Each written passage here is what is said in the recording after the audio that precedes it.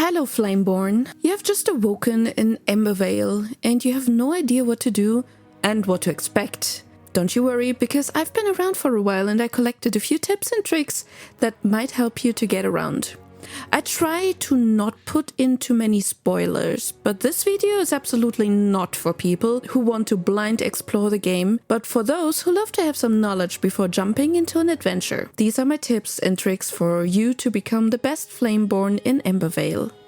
First of all, you have the freedom to do whatever you want to do and whenever you want to do it. Not everything might get you progressed, but ultimately it's up to you how to play the game.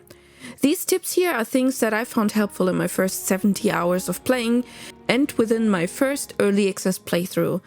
I would love for you to add even more tips into the comment section to let me know what helped you. First of all, you can skip the night, and let's be honest, torches suck and we don't like crafting wisps all the time, and the night is really dark, like really dark. Skip the night by laying down in a bed. If you're not at home but close to a city or a camp, you might be able to push a skeleton to the edge of an abandoned bed and then use that bed to get some rest. If everyone in your game lays down at night, time will be sped up by 60 times the normal speed. But if only some laid down, then the 60 will be divided by the players online and by how many are sleeping. On servers, things outside of your base flame respawn after 30 minutes. In your single player as well, but no one can enter the chunk in that time, otherwise the timer will restart. Technically, you can cheese it by restarting the game or the server, but I would advise against it, because you will break the immersion, and I see a lot of creators suggesting to log in and out for a few hours farming certain chests. You will get all the good gear you need, most likely, but the progression will be gone and the content after that will be boring. So this tip really is, don't cheese your way up to the top, because the game will not be fun anymore. When you die, you will only lose part of your inventory, mainly resources. That means you do not need to keep a replacement armor or weapons around. It also means sometimes it might not even be worth going back to do a corpse run. Find a playstyle you like in the skill tree. It is important to mention that it looks more overwhelming than it really is. Usually you try to stay within one of the color categories and find your path through the skills there. But you don't really have to do this either. You can mix and match how you want. But I would tell you, try to specialize to become stronger first and then add broader skills later. While survivability is great and being a master farmer as well, if you can't kill things, you have a problem.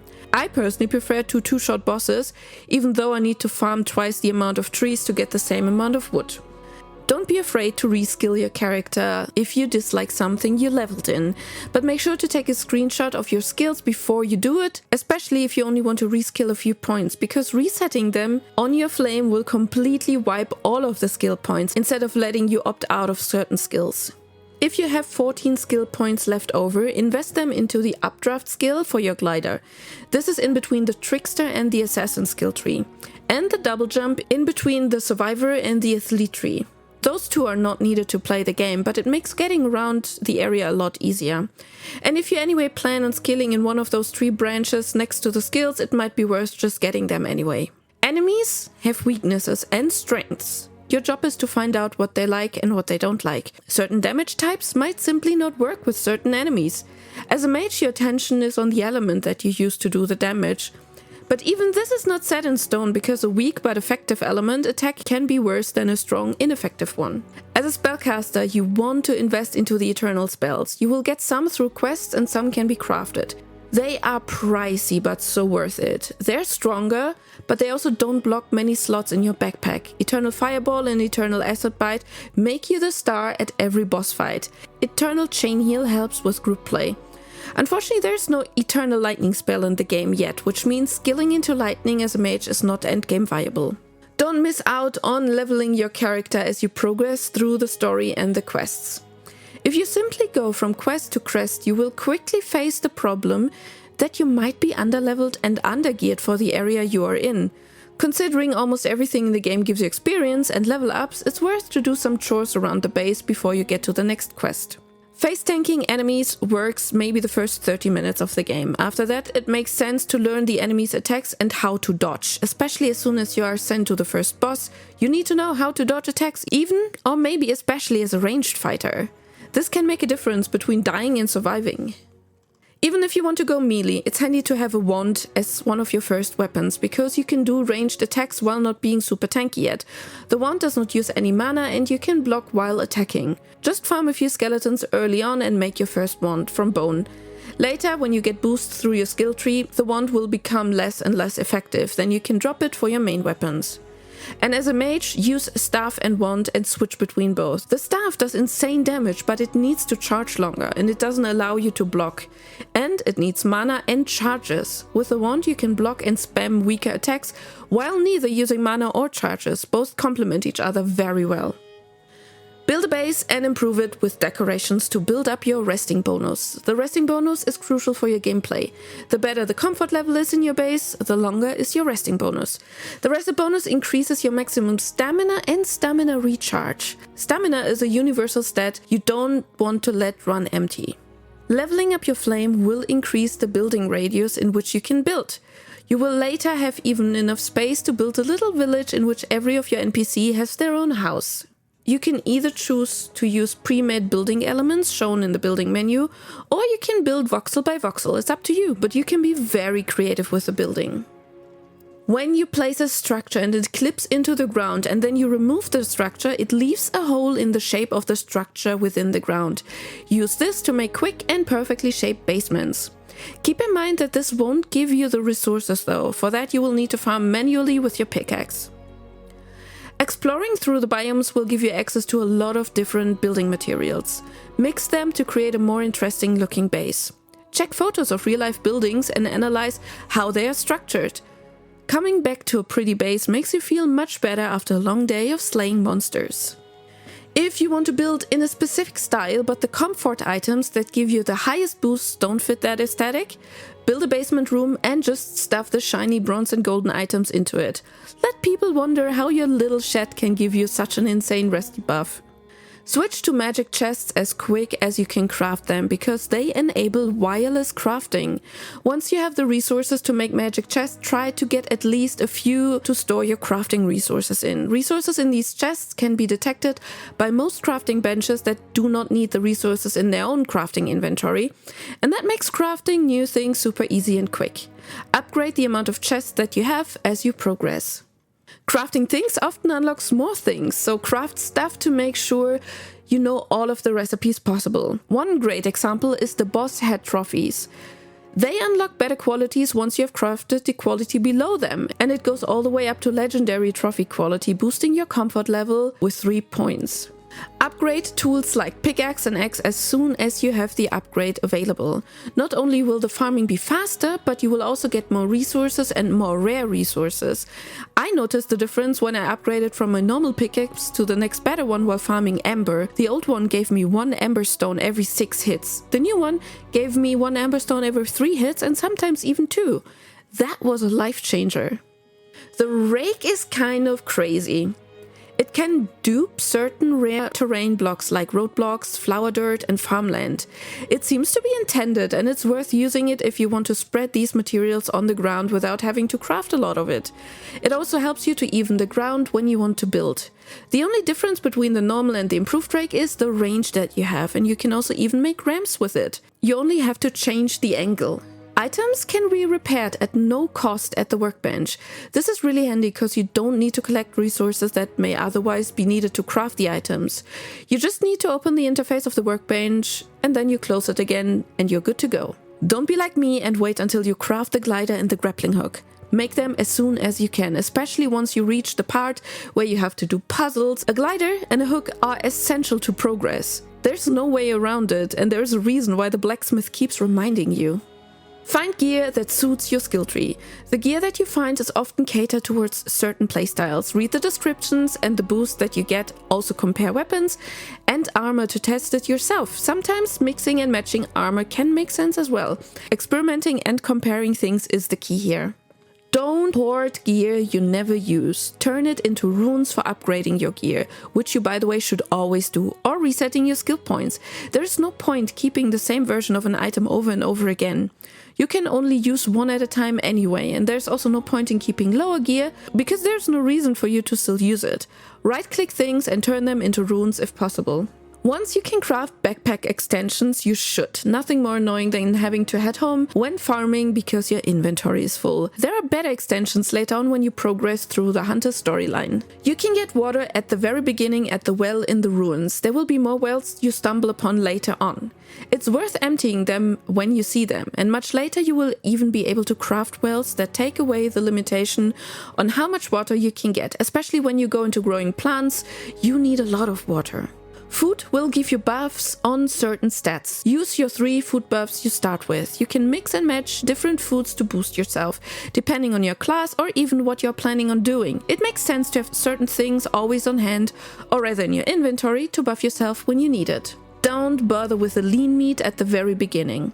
You spawn surrounded by wolves, and the grilled wolf meat will carry you a long time through the game. It gives you double the health buff that the lean meat will give you for the same amount of time. Of course, the lean meat buff is better than no buff, but wolves should be plenty around you and be preferred. Keep purple berries, dried purple berries, and later strawberries around for a constant healing buff. Especially when you don't want to craft a lot of healing potions, these can be perfectly substitute them. Later you will get things like fruit bowls, which are even better, but they require cooking utensils and late game resources. Even with food that buffs you for a long time later on, it's worth keeping early tier foods around as well, because while a 40-minute buff is great, maybe you need the buff for a shorter time and you do not want to block your food buff slot for that long. Especially regen buffs are not needed to be up at all times, when it means that you miss out on applying a damage buff. At that point it might be worth using potions instead. If you stay on the road, you will get a buff that makes you use less stamina when walking over the road. This is handy when you need to travel longer distances. It shouldn't be your only way of traveling though. Explore! This game wants you to look around and find stuff. There are so many hidden treasures and Easter eggs. If you strictly only follow the quests and never leave the path, you will miss out on high-end loot, resources and lore. Chests hidden under rubble, jumping puzzles lead to loot. Be brave and look around. Doing the Elixir wells will not only give you that required boss head to build your flame up, but also a skill point when destroying the root for the first time, ultimately making you stronger. If you destroy the root before killing the boss, then you don't even have to worry about the shroud in the well since it gets removed. Shroud timer reduction attacks won't have any effect, and you can do boosted shroud damage attacks yourself. You can repeat these bosses every 30 minutes. Prioritize getting the NPCs rescued early on. The NPCs act as crafting benches and also give you quests. Get them rescued as quick as possible as they make your life easier, helping to boost yourself, and be prepared for the next quest to come. The further you progress, the tougher the puzzles are to unlock them. Make sure to craft a flame altar nearby their vault so you can come back easily in case you die. And the NPC quests are your guideline through the area. Make sure to follow them. The NPC quests should be one of your main targets to follow up with. They send you to new areas, new biomes, and they also often lead you to boss fights. In exchange, you get extensions to their crafting abilities, which make following these quests worthwhile. The higher the level of your flame is, the more flame altars you can place on the map for fast travel. Place them on important farm spots together with a working bench to be able to repair gear while farming. That way you only have to teleport back to empty your pockets. Don't step into the red shroud or into the red lava-like floor. Both drain your shroud timer to 0, immediately killing you. This can be especially annoying because the game does put your death back onto the next best safe spot, but sometimes the game doesn't understand that you can't run up a vertical cliff. To avoid a several-hour death run like I did once, avoid these areas or be very careful around them. Read the letters because they can give hints or hidden treasures. I found treasures hidden and only letters hinting towards their location. You don't have to fully read everything, but just quickly scan the text if it mentions a hidden treasure, because it might lead you towards your next legendary item. Place additional flames at strategic, smart locations. These locations can be farming spots for resources, close to certain bosses you want to redo, or close to high-value chests. The flames allow you to fast travel to them, and if you solve the spires, these can also act as fast travel spots. You can save yourself the flames close by, because the spires will help you to get distance by height.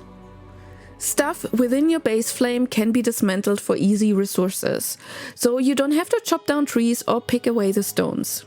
Scavenger and scavenger camps are where you get metal scraps early on. Also destroy every single metal structure that you see on the way. Make sure to visit the camps once in a while. Scraps are the first bottleneck you will experience in the game, so it's important to know where you farm them. You can place flames next to pre-made buildings to dismantle structures, and this gives you resources you might not have access to yet. Once you remove the flame from the dismantled building, it will respawn within the next 30 minutes, and then you can repeat this process. Start growing food and resource plants as quickly as you get the farmer. Saving time through being able to place resources at your home will make more complicated recipes more accessible.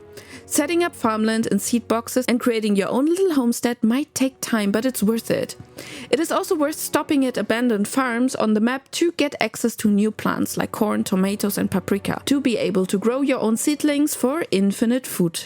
Don't process all of your ore and food right away because you may need the unprocessed product for certain recipes. Nothing as annoying than farming iron ore for a whole day, getting it all cooked, and then you need the ore itself for a recipe. Are you out of resin? Look for the orange trees. They can give you up to 6 pieces of resin when taking them down.